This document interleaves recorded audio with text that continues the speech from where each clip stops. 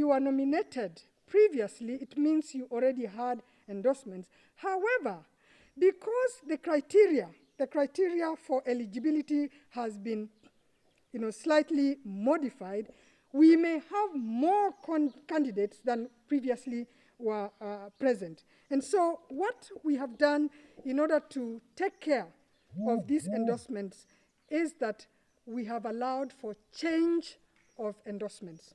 So clubs are free to change their endorsements of candidates, and what we are asking for is that there's a period within which those endorsements must be changed, and there's a procedure. The club officials must have a meeting, constitute a meeting, and give us an official notification that the endorsement has changed. And that is given space within the calendar. The other matter is the voter register. And the voter register shall remain the same, since hardly any football activity has taken place since the last election because of the corona pandemic. However, to ensure transparency and fairness, the board in its electoral roadmap has allocated days for raising and solving any disputes regarding the voter register, including the eligibility of clubs. And so the board advises any individuals with such dispute or complaints to lodge them within the set timelines as published in the electoral calendar and accompanied with the mandatory documents from the FKF constitution.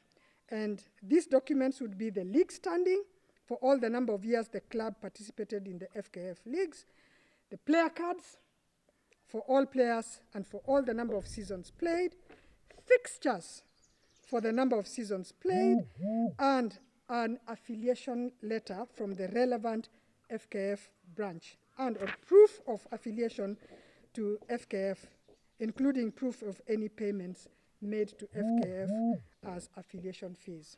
And so we have given time within the calendar, adequate time, for any club that feels aggrieved or anybody that feels a club is on the register that should not be there to raise those issues so that we can resolve them.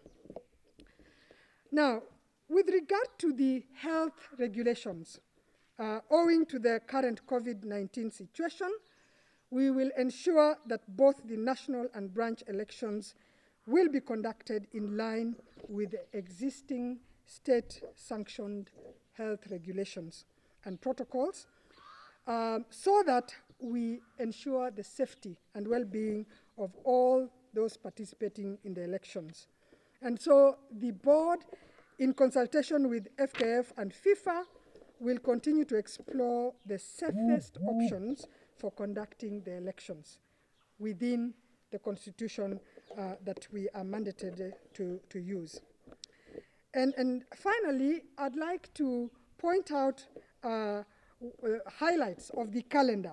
As per our mandate, the Electoral Board of FKF is committed to overseeing free, fair, and transparent elections within the statutory framework of both the FIFA and FKF statutes. And so in this respect, the calendar has been developed to ensure an efficient process, and we will make updates continuously to participants and post them on their website so that there is enough scrutiny. And our aim is to ensure an auditable electoral process for